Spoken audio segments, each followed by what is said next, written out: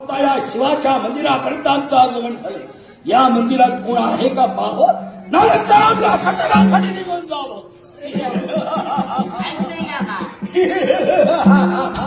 पाऊस नाही काय नाही गडगड टाक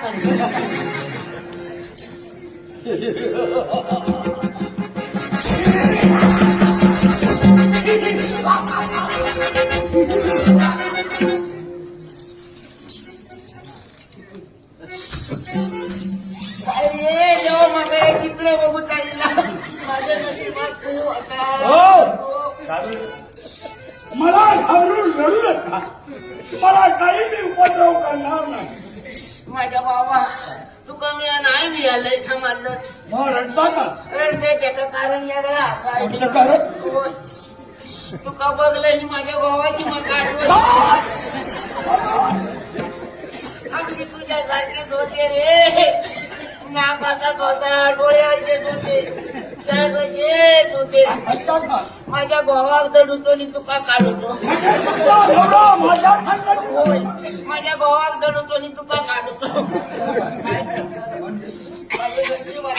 काय झालं काय? थोडस फरक होतो. म्हणजे माझ्या नात्यांच्यात फरक होता. वाद नाही लावतो थोडस. कोणता फरक होता? कोणता? तुझ्या अंगाला होते कपडे, माझ्या भावाच्या अंगाला कपडे नाही.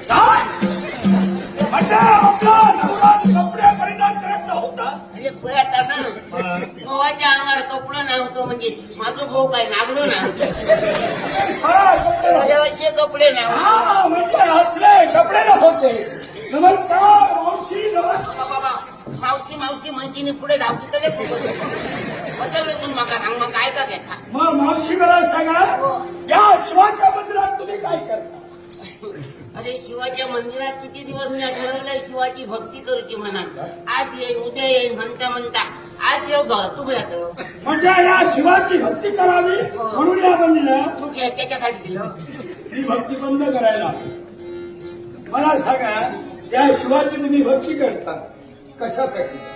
काय हवाय तुम्हाला म्हणून त्या शिवाची भक्ती करता? अरे माझ्या बाबा सगळं देवानी पक्षपात केलेलं. आमका पोरटवर काय नाही. तर माका विचारूच आम्ही काही काय पाप केलेलं तर देवानी माका सांगायचं म्हणून आमका पोरटवर नाही. म्हणूनच त्या शिवाची भक्ती करता. गरज नाही म्हणजे करू नका. तुमची इच्छा पूर्ण होणार नाही. तुका कोणी सांगला? मी सांगतोय ना, तू काय देव? तुला जर भक्ती करायची असेल तर माझ्या बापाची कर. हो, माझ्या बापाची कर. तुझी इच्छा सर्व माझा बाप पूर्ण कर. तुझं बापूस बोल. ओळखत नाही. छी, काय खातेस काय? तू काहून आहे तुझ्या बापाशी कोण आम्ही? मला ओळखू नको.